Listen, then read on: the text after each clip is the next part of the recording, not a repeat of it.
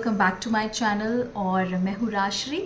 और आपको पता ही होगा कि सी सेक्शन के बाद में अगर आप आपकी रिकवरी पे ज़्यादा ध्यान दोगे तो आगे फ्यूचर में आपको ज़्यादा प्रॉब्लम नहीं होगी। तो इसीलिए आज मैं आपके साथ में शेयर करने वाली हूँ सी सेक्शन रिकवरी के 10 इम्पॉर्टेंट टिप्स। आप जितना अच्छे से नींद लोगे उतनी अच्छे से आपकी रिकवरी होगी। 3-4 दिन हॉस्पिटल में बिताने के बाद में जब आप घर पे आते हो तो सारी चीज़ें आपके लिए चेंज हो चुकी होती हैं, तो आपको आपके रेस्ट पे भी ज़्यादा ध्यान देना होता है। आई नो कि आपको यहाँ पर हॉस्पिटल में एक रिक्लाइनर बेड मिल जाता है जिसकी वजह से आपको उठने के लिए बैठने के लिए ज़्यादा प्रॉब्लम नहीं होती है, लेकिन घर पे जो है स्ट्रगल अलग होता है, तो जिसकी वजह से आपके नींद पर भी इसका असर हो सकता है। तो आपको ध्यान ये रखना है कि जब भी आपको टाइम मिले वैसे ही आप आराम कीजिए, थोड़ा सा रेस्ट कीजिए, बेबी को किसी और को संभालने के लिए दीजिए, आपके फैमिली मेम्बर रिलेटिव्स को संभालने के लिए दीजिए। तो आपको रेस्ट की काफ़ी ज़्यादा ज़रूरत है। आप इतने मेजर ऑपरेशन से आए हो तो उसके बाद में आपको ऑब्वियसली एक अच्छे से रेस्ट की ज़रूरत है। तो क्या हो जाता है कि सब लोग एडवाइस देते हैं कि जब बेबी सो जाए तो आप भी सो जाओ, तो ये मुझे थोड़ा प्रैक्टिकल एडवाइस नहीं लगता है, क्योंकि जब बेबी सो जाता है तब उस टाइम पे आपका जो स्केड्यूल है वो उससे मैच नहीं करता है। तो बेबी के स्केड्यूल से और आपका स्केड्यूल डेफिनेटली नहीं मैच करेगा। तो ऐसे टाइम पे आप क्या कर सकते हो, अगर सपोज़ बेबी जागा है और आपको रेस्ट करना है तो आपके रिलेटिव या फिर आपके फैमिली मेम्बर्स को जो है बेबी को संभालने के लिए दीजिए, थोड़ी देर आप आराम कीजिए, क्योंकि आप अगर आराम करोगे तो ही आपकी रिकवरी फास्ट होगी। और जैसे कि मैंने मेरे पिछले वीडियो में भी कहा था कि बिल्कुल आपको शर्माना नहीं है हेल्प मांगने के लिए, तो आपको बिल्कुल बेझिझक जो है हेल्प मांगना चाहिए। अगर कोई सामने से ऑफ़र कर रहा है तो बिल्कुल डेफिनेटली आपको हेल्प जो है वो लेना ही चाहिए। हेल्प की ज़रूरत होती है इस टाइम पे। आप ऐसा मत सोचिए कि नहीं मैं अकेली मैनेज कर लूँगी, हो जाएगा। बिल्कुल नहीं होने वाला है, क्योंकि आप इतने ऑपरेशन से आए हो, आपके स्टिचेस पे पेन आ जाएगा, आपको उस पर प्रेशर आ गया तो फिर वो टाँकों पे अलग सा इन्फेक्शन बन जाएगा जो कि बहुत डेंजरस होता है। तो ऐसे टाइम पे आप डेफिनेटली आपके फैमिली मेम्बर्स को हेल्प मांगिए, बेबी को संभालने के लिए दीजिए थोड़ी देर, आप भी रेस्ट कीजिए और बिल्कुल भी शर्माइए मत। तो हेल्दी डाइट रखना काफ़ी ज़्यादा ज़रूरी है। आपको इस दौरान जो है आपके जो 30-40 दिन जो होते हैं आफ्टर सी सेक्शन, आपको अच्छा ही खाना खाना है। ऑयली और किसी भी तरीके का स्पाइसी फूड आपको नहीं खाना है, कोई भी मसालेदार चीज़ें नहीं। आपको ऐसे टाइम पे जो है green leafy vegetables, Hari Hari सब्जियां जो है वो आपको खानी है, फ्रूट्स खाने हैं, ड्राई फ्रूट्स खाना है। तो ये सारी चीज़ें जो है आपको आपके डाइट में इंक्लूड करना है। ज़्यादा से ज़्यादा फाइबर वाली चीज़ें खानी है, क्योंकि क्या हो जाता है कि सी सेक्शन के बाद में जो है कॉन्स्टिपेशन होने का काफ़ी ज़्यादा चांसेस होता है। आपको ज़्यादा से ज़्यादा फाइबर रिच फूड खाना है। इससे क्या होगा कि आपको कॉन्स्टिपेशन नहीं होगा, क्योंकि अगर कॉन्स्टिपेशन हो गया तो टाँकों पे काफ़ी ज़्यादा जो है पेन आ जाता है, तो वो ना हो इसलिए आपको फाइबर रिच जो है फूड खाना है। पानी जो है आपको ज़्यादा से ज़्यादा पीना है। डॉक्टर आपको वैसे भी सी सेक्शन के बाद में कुछ घंटों के बाद में शाम को या फिर दोपहर से बोल देते हैं, अगर सपोज़ आपका सी सेक्शन मॉर्निंग में हुआ है तो डॉक्टर आपको दोपहर से या फिर शाम से बोल देते हैं कि आप पानी पीना स्टार्ट कर सकते हो। तो प्लीज़ आप ज़्यादा से ज़्यादा पानी पीजिए। ज़्यादा पानी पियोगे तो आपके हेल्थ के लिए अच्छा है, आपके रिकवरी के लिए अच्छा है, इवन ब्रेस्ट मिल्क के लिए भी अच्छा है। जितना आप एक्टिव रहोगे उतना आपकी रिकवरी भी फास्ट होगी। तो आपको एक्टिव भी रहना है, at the same time rest भी करना है। अब ये कैसे होगा, इतना सारा काम आप नहीं कर पाओगे, ठीक है। तो ऐसे टाइम पे आपको एग्जैक्टली क्या करना है, तो अब आप जो है थोड़ा एक्टिव रहिएगा। इन द सेंस आप आपके बेबी को जो है आप फीडिंग तो करा ही रहे हो, साथ ही साथ उसके छोटे मोटे आप काम कर रहे हो, खुद का काम कर रहे हो, दैट्स इट। ज़्यादा आपको जो है भारी चीज़ें आपके बेबी के अलावा कुछ भी नहीं उठाना है, आपको सीढ़ियाँ भी नहीं चढ़नी है, और आपको जो है सारे जो काम है ना वो आराम आराम से ही करने हैं, जैसे आप प्रेगनेंसी में किया करते थे आराम आराम से, बस वैसे ही करना है कुछ टाइम के लिए। फिर बाद में जो है आप डॉक्टर से एक बार चेकअप कराओगे तो डॉक्टर आपको अगर एक्सरसाइज के लिए हाँ बोल देते हैं देन आप आपका एक्सरसाइज स्टार्ट कर सकते हो। बट तब तक जो हल्के फुल्के जो आपके एक्टिविटीज़ हैं डे टू डे जो आप करती हैं वो आप कर सकते हो। ये जो झुकने वाले जो काम है ना वो बिल्कुल नहीं करने हैं आपको, क्योंकि उससे टाँकों पे प्रेशर आ जाएगा, जिसकी वजह से जो अलग इन्फेक्शन वाला जो चीज़ है वो शुरू हो जाएगी, जो कि हम नहीं चाहते हैं।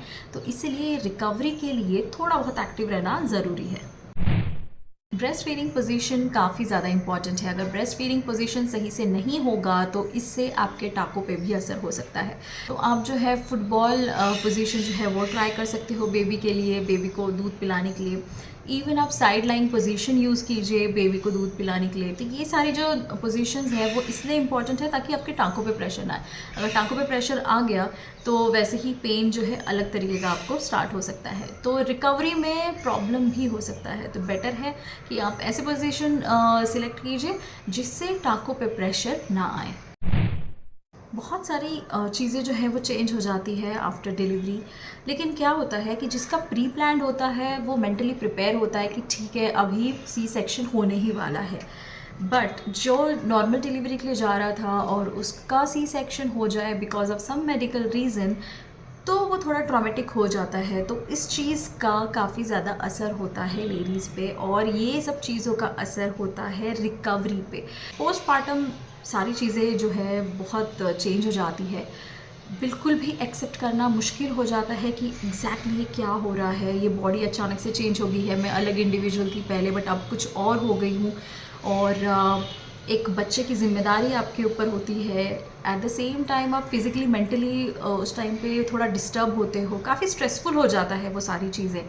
तो ऐसे टाइम पे आप क्या कीजिए, आपके फैमिली मेम्बर से, आपके क्लोज़ फ्रेंड से, आपके हस्बैंड से, जो भी आपके क्लोज़ हैं उनके साथ आप बात कीजिए।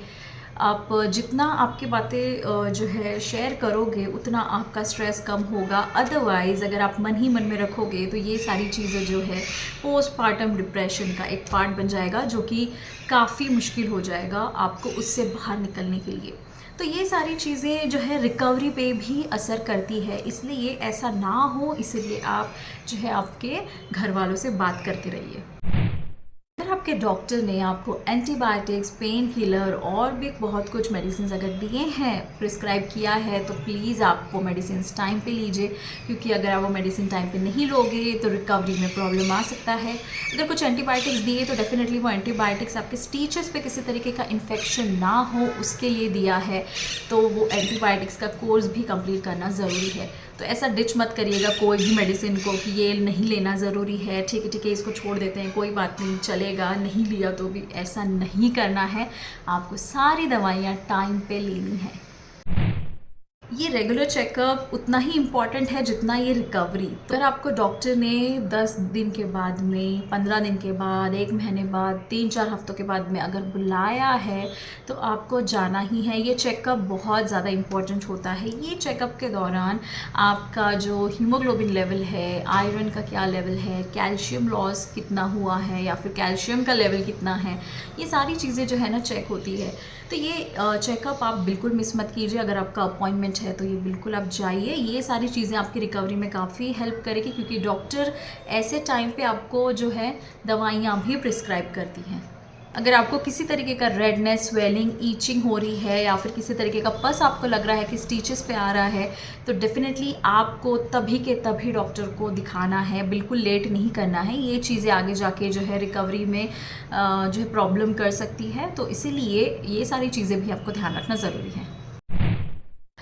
तो 45 डेज़ तक फ़िलहाल तो आपको ऐसा कोई भी हैवी एक्सरसाइज नहीं करना है। इवन डॉक्टर भी आपको यही बोलते हैं कि 8 हफ्ते बाद या 15-20 दिन के बाद में जब लगता है डॉक्टर को कि हाँ ठीक है आप फिज़िकली अभी थोड़ा फिट हो, आप कर सकते हो थोड़ा बहुत एक्सरसाइज, तब भी आप जो हैं एक्सरसाइज कीजिए। आप आपके मन से प्लीज़ कोई भी ऐसी हैवी एक्सरसाइज मत कीजिए। ये सारी चीज़ें जो हैं, इतनी सारी चीज़ें जो हैं एट दी एंड जो आपके टाँकों पे इफ़ेक्ट करेगा, स्टिचेस पे इफ़ेक्ट करेगा, जो कि बिल्कुल भी अच्छा नहीं है, या फ्यूचर के हिसाब से बिल्कुल अच्छा नहीं है। तो इसीलिए आपको जो है एक्सरसाइज एकदम बिल्कुल भी हैवी नहीं करनी है। हल्की हल्की एक्सरसाइज कीजिए, एक जगह पे खड़े होकर एक्सरसाइज कीजिए, और ऐसी एक्सरसाइज करनी है जिस पे आपका पेट फोल्ड ना हो रहा हो या फिर आपको बेंड ना करना पड़ रहा हो। तो इस तरीके का आप कर सकते हो। तो फॉर एग्जांपल आप जो है एक ब्रिस्क वॉकिंग कर लीजिए, एक जो है 10-15 मिनट का हल्का वॉक कर लीजिए, वो भी इनफ है, तो आप वो भी कर सकते हो। तो एक लाइट जो है एक्सरसाइज आपको फॉलो करना है। तो आज मैंने शेयर किया आपके साथ में 10 इम्पॉर्टेंट रिकवरी टिप्स जो कि काफ़ी इंपॉर्टेंट है आपके सी सेक्शन के बाद के रिकवरी के लिए। ये अगर आप फॉलो करते हो तो डेफिनेटली आपकी जो रिकवरी है फास्ट और बेहतर होगी और आपको फ्यूचर में किसी भी तरीके का प्रॉब्लम नहीं होगा। आई होप आपको ये वीडियो काफ़ी अच्छा लगा होगा, स्पेशली फॉर न्यू मॉमीज़। तो आप प्लीज़ मुझे कमेंट सेक्शन में बताइएगा आपको ये वीडियो कैसा लगा। तो मिलते हैं अब नेक्स्ट ब्लॉग में और भी ज़्यादा इन्फॉर्मेटिव वीडियोज़ के साथ में। Bye bye.